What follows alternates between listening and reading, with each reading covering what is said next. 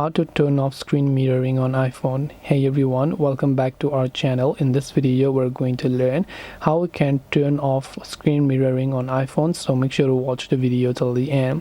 Now if you want to turn off screen mirroring on iPhone, if you're happening to mirror your iPhone on some kind of casting device and then you want to stop it, swipe down your control panel like this, and here you can see screen mirroring icon. If you have been screen mirroring, you'll find the option to turn it off. So in my case, I'm not screen mirroring anything, but if you have been doing so, you'll find the option to turn it off right from here by tapping on it, and this way you'll be able to turn off screen mirroring on iPhone. I hope that this video helped you. If you have got any questions, feel free to leave them down below.